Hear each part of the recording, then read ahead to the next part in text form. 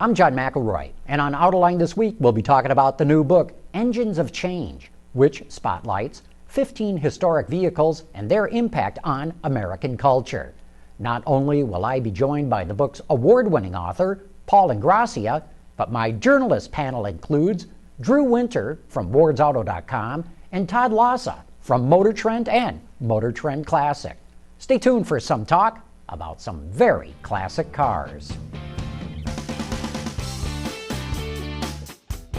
Underwriting for Autoline this week is provided by... We are IAC Group, a global Tier 1 supplier of vehicle interior solutions that span the rapid, ever-changing needs of today's industry. From interior design and engineering to manufacturing and delivery, IAC, our heritage, your advantage. From the Autoline studios, here is your host, John McElroy. We're going to be talking about Engines of Change, the new book from Paul Ingrassia, the Pulitzer Prize winner. Not for this book yet. Maybe you'll get there. But what I find so interesting about this is you've picked the top 15 cars, in your view, that had the most impact on American culture and history. And I find it fascinating that you compiled that kind of a list. Why? Well, you know, National Geographic over the years, John, has made a whole magazine about doing articles about what the spoons of the ancient Etruscans can tell us about the ancient Etruscans, right? So I thought, well, gee, automobiles are cultural artifacts as well as, you know, devices for transportation. So I wanted to choose 15 cars that really had an impact on how we think and live as a people. Even today, not best cars or worst cars, but culturally impactful cars. How'd you make this decision? You've got 15 vehicles. We'll get into a lot of them. I don't know if we'll get into them all, but why these 15? Well, you know, part of it was just a matter of thinking about what you know, the tail fins of the 50s, for example, uniquely captured the sky's the limit ethos of that era of America. And part of it, you know, I went down to the Henry Ford Museum and saw the vehicles on display there. I talked to people. I just sort of said, what had an impact, essentially, on how we live and we think today. So it was just a process of putting down on paper, what are a bunch of vehicles, specifically, what was the impact, and then crossing some off. Well, as an industry guy, I really appreciated the book because there are so many out there now that just talk about the worst cars or the best cars and everything from a product standpoint. But this one really gets into the cultural impact, and so we see cars like the Corvair, which show up in odd ways in culture. But I think you really went into some stuff, how big a part of, I mean, obviously there was the Ralph Nader connection, but I think you explained that in a lot more detail that I found pretty fascinating. Well, thanks, Drew. You know, one of the fun, books are sort of tough to write in a way. I'm sorry this one's done because I had so much fun just going back through old archives and seeing Ed Cole on the cover of Time in October of 1959, in which he's the cover story, right, when the Corvair is launched, and he says, if I was any more proud of our new Chevrolet Corvair, I think I'd blow up. Yeah. I mean, you cannot beat that quote for irony, can you? Sadly. Anyway. It's a great book for stories and people, and I have to say I have a big problem with this book, and that problem is I wish I'd written it. I mean, it's one of these, your opening chapter talking about the Ford Model T and the LaSalle. The only cars you talk about that are pre-war, I think, is real key. Pre-World War II. Pre-World War II. Right. We got to get our war straight here these days. Well, that's true, but pre-war is, we're all old enough to think of that as pre-World War II, right? That those two cars they're kind of the epitome of what has made GM and Ford different, even to this day, in the way they market and sell cars. So. Can you talk a little bit about how you were thinking of that at the time? Well, you know, that's really a great question, Todd, because, you know, I did try to step back a little bit. After when I was drawing up my list of cars, I tried to step back and say, pretend this is not a car book. Let's just pretend it's about culture. And, you know, the yin-yang of American culture is this constant tug-of-war through the last 200 and some years between, you know, the upscale and the downscale, the practical and the pretentious, you know, that sort of thing, which is really reflected in the cars that have come into vogue in various times throughout our our history. I mean, it's no accident that tail fins epitomize the 50s and the Honda Accord, or maybe in a more negative sense, the Gremlin, signified the 70s when it was a more sober era. I mean, you know, the Gremlin and the Jimmy Carter 70s, you couldn't make it up, could you? It's just perfect symmetry. You know, one problem I had with the book was that I was really, you talked about it in your afterword a little bit about some of the ones that almost made it, like the Ford Taurus and stuff. But what were some of the others? You know, I mean, the Audi 5000 for me comes to mind is a very significant a car culturally and industry-wise, but can you talk about some of the others that maybe just were close and then you had to get rid of them? Yeah, Drew. I mean, the late Jerry Flint, when I was working on this book, just beat me up regularly after I told him I was not going to put the '57 Chevy in the book. Huge car for the industry, huge car for America. But then when I said, you know, when we go back and think about how do we live and think as a people that is different today because that car existed, it was hard for me to sort of pinpoint a reason. I can tell you why we live and think differently because of the Corvair or the Mustang, uniquely capturing that youth culture of the early '60s and the JFK years and that sort of thing. Tail fins symbolizing this, you know, over-the-top ethos. But there were some great cars, the '57 Chevy, the Taurus, the Audi, you know, it was just not, there was not any... There wasn't a lasting impact. Yeah, a lasting cultural impact. A lasting industry impact, yes. But that's not what this book's about. I'll let others write that book. Go back to what Todd raised of the pre-war, World War II, Ford Model T juxtaposed against the LaSalle, which was a brand by Cadillac, just a step below Cadillac, that most Americans today, I dare say, don't even know it ever existed. Why'd you choose that car? It was the first Harley Earl car, John. It was the first mass-market designer car. It was really this was the first car that was styled in a styling studio. Exactly. Is what you're saying. American automobile design and styling really was born there, and then Harley Earl was the father of it. This was his first car for General Motors. It's why Alfred Sloan brought him into the company. And you know, you go forward. Your point about people never heard of it. You remember the old All in the Family show with Archie Bunker and the introductory song, "G.R. Old LaSalle ran great." That's where most Americans would know it from. Yeah, absolutely. They don't even know what that meant, most Americans. Not only that, but I mean, it would be almost, it would send the wrong message, because if you know what a LaSalle is, you think, well, that would have been too pricey a car for Archie Bunker and Edith to be driving. So it just happened to sound good in the song, I'm sure. It did work, yeah. Well, I connected with it because it is. I mean, there was really no design studios until it came up with until the LaSalle, really. I mean, cars were just kind of engineered, and I don't even know how they... Well, you know, it was a competitor to Packard, too. It was, you know, Cadillac was sort of getting its lunch eaten by Packard, which was stylish but a little bit lower than Cadillac on the price scale. So that's, from an industry standpoint, that's the significance of the LaSalle. But from a cultural standpoint, and also the fact, the symmetry that it actually was introduced the year the Model T died, which was for 20 years, Americans thought of automobiles as devices for physical mobility.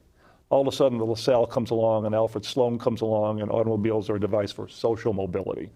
Huge sea change. I mean, if you were a mathematician, right, and you're going to write an equation, you would basically say mass production, which is Henry Ford, plus mass marketing, Alfred Sloan, equals mass consumption, and that equals modern America. And that's the equation. Well, and this LaSalle for me, and maybe I've got this wrong, but I mean, for me, it kind of also sets up that whole Sloan price ladder from Chevy to Pontiac, Olds, Oakland, then Buick, you know, and up against Ford, who only bought Lincoln to help out his friend when Lincoln was struggling, Leyland. But I guess getting to something a little bit newer, Mustang is a real central car here, obviously. Right. And while that sold, 300,000 or 400,000 in its first year, and we were talking about how 1965 was the first 10 million year in the U.S. The Chevy Impala and its variants sold more than 1 million. So the book is more about, not so much about the big volume car, but the impact that the Mustang had on the rest of the industry. Well, yeah, or really on the rest of society, I would say, more than the industry. I mean, what was fascinating to me about this, again, when you go back and do a lot of archival research, and that was part of this, and part of it was also talking to people about their car memories and things that they lived through. It was fascinating seeing how the Ford Falcon really formed the basis for the Mustang, which was not a connection made in the popular mind. In fact, one of the a Ford executive in late 1964 described it to the Detroit Free Press by saying, because the Mustang was a body on top of the Falcon chassis. Mm-hmm. He said, look, you take a woman, you put her hair up in a bun, you put her in horn-rimmed glasses, you flatten out her chest and out her behind, and you put her in sneakers, and you have the school librarian. Now you take that same woman and you let her hair down and you put her in contact lenses and you pad out her chest and her behind, put her in spiked heels, and you have a sex pot. I mean, no one would speak that way today.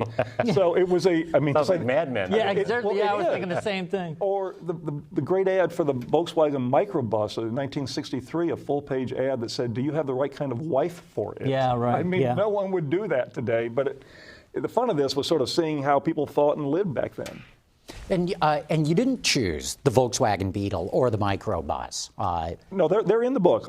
They are in the book, but they're transitional cars, if you will. They are cars that really were, once you came, they were the anti-Cadillacs, John. I mean, basically, they were cars that really showed descent, if you will, from the ostentation, the conspicuous consumption.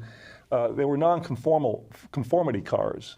But of course, a decade later in the 60s, they become the new conformity. You see, I mean, that's what it was. So talk a little bit. I think probably my least favorite choice in there was you had the DeLorean in there, right? Or the GTO. GTO. John DeLorean. Yeah. John DeLorean and GTO. GTO. Okay, right. yeah. And that was, I was thinking, maybe if it was me, maybe I would have had the 49 Ford or I don't know, any numbers. Talk about why you made that decision.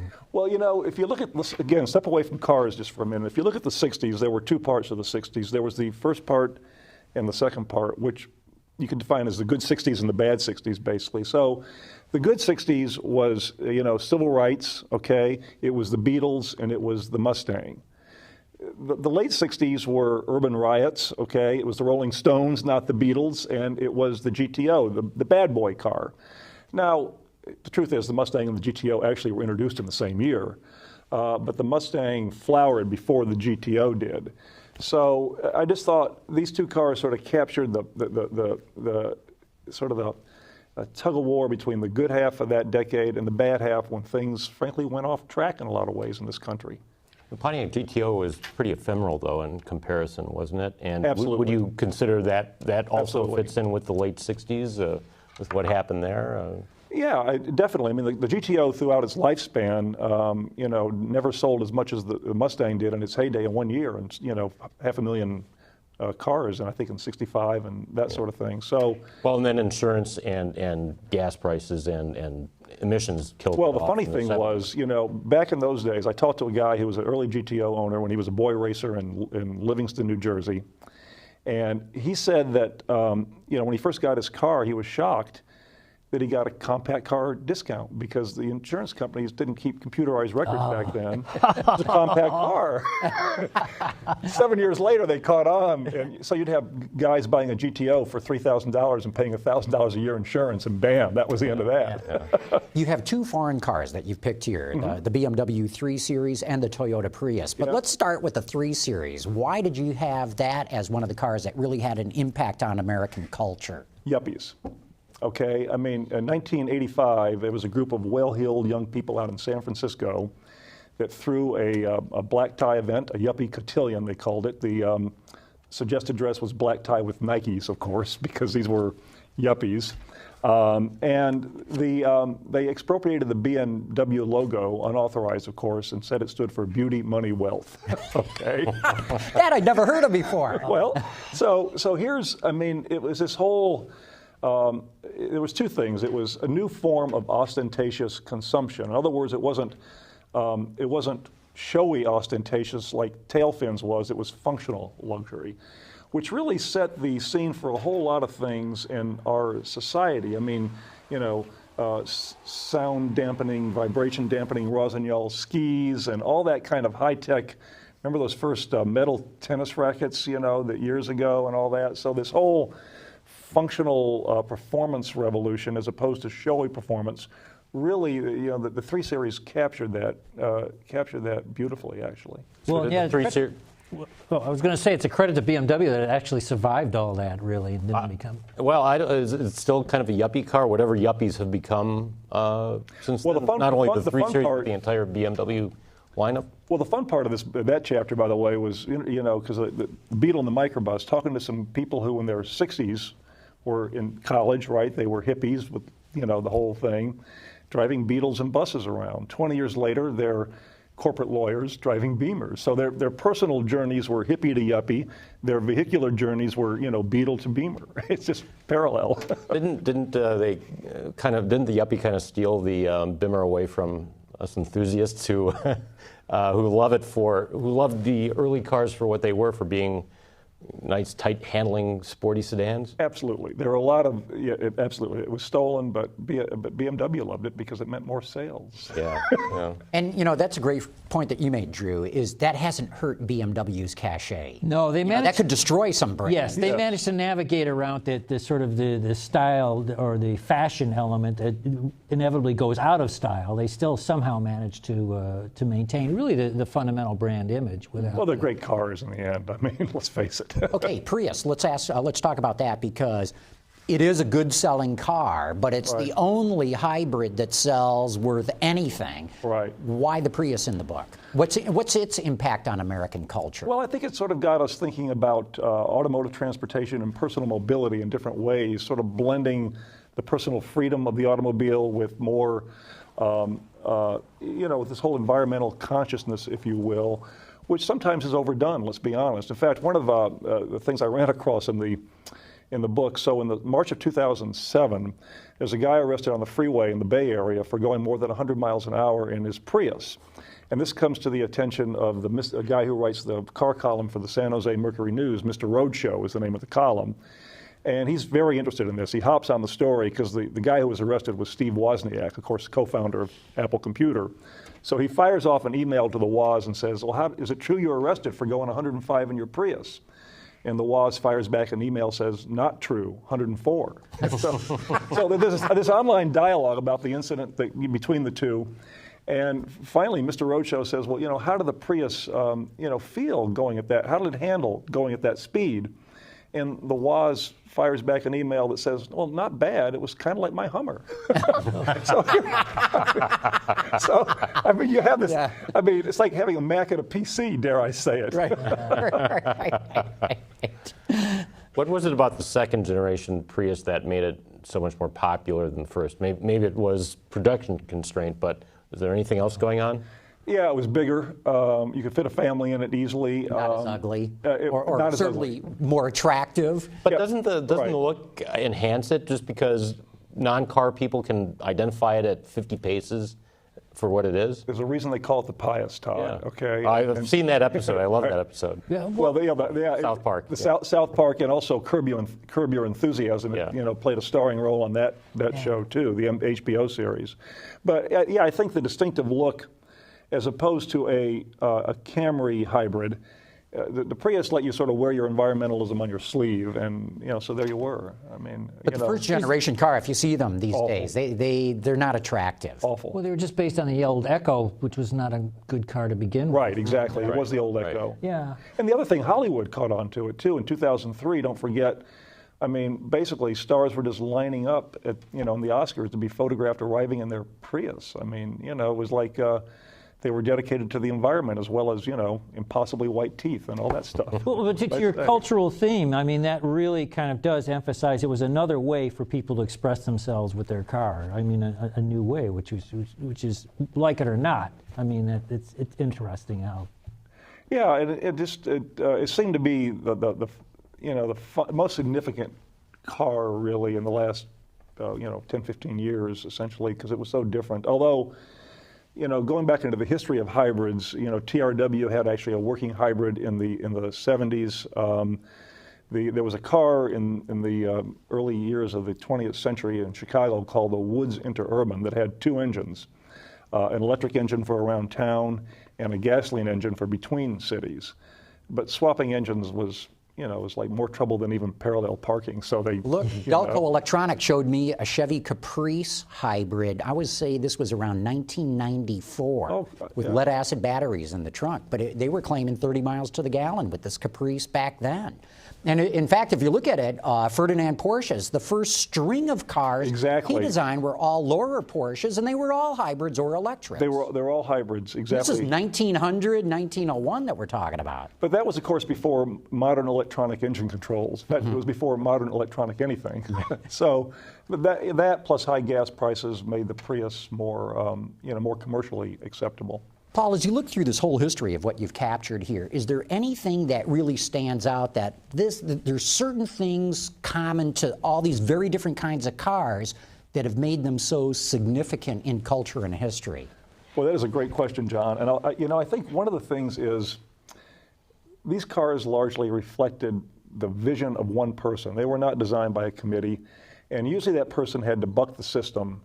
I mean, Henry Ford had to fight to build the Model T, even in the company that was named Ford Motor Company, because his other investors at first, before he got sole control, were against it. They wanted big, expensive cars that had big profit margins. Exactly. That's exactly it. I mean, DeLorean bootlegged the GTO into production. Boy, doesn't that tell you something? What you're saying here is that the best cars are not done by the normal product development process. It's some outlier who forces his vision or her vision through. It's his in this case. Exactly. I mean, the one possible exception to that would be the Prius. Of course, the Japanese have a different system. They're more consensus-oriented than Americans are. But this is shocking. I mean, knowing the industry as we do now, which is so tightly controlled, where they watch every penny, and you talk about several cars, the Corvair, another example, where it was this whole car was developed on like a secret budget, where he kind of stole from Ed Cole stole from other budgets to build a car. You could never do that now. Well, the Corvette chapter centering on Duntov, who didn't start the Corvette. No. I mean, he got into the program and turned it into a real sports car. I mean, could someone like that exist within the GM organization? We know Bob Lutz, of course, but how does a corporation like GM not learn from someone like Duntov and say we need more guys like this, not fewer, and women? Well, it's a great existential question, I guess. I mean, it's you're always going to find rebels in corporations, and the trick is to let them have their way without going overboard. I mean, one can actually argue that GM was too lax on Ed Cole because it didn't really have the proper controls to make that car on the Corvair as safe as it should be. So, but it's hard, and that's why even in the auto industry you have upstarts like Honda succeeding. I mean, BMW was a nothing company in the late 50s. It was about to be absorbed by Mercedes. By Mercedes, absolutely. When the Quant brothers came along and saved it. So, it's capitalism. It's creative destruction. Maybe that's the answer. Is there is no secret formula. These things are just going to happen by dint of somebody's personality who's got a great vision and finally gets enough people to get on board with them. Well, I think it's right. I mean, the GTO, basically the corporate brass wanted to kill it. And then when they sold 35,000 the first year after selling, projections of 5,000, they said, "Oh, well, we'll make it again, make it another year." But does that indicate that they're that they're not going to be able to do that again? General Motors or maybe Ford or any of the other large corporations, if they've got a tighter rein on some of these rebels?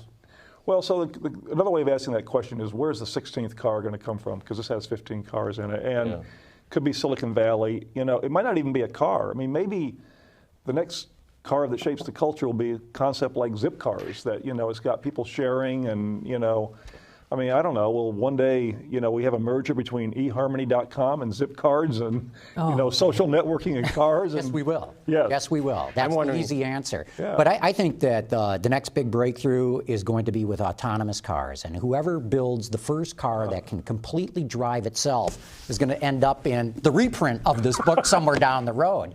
Because that will be truly transformational. Yeah, Whoever gets there first.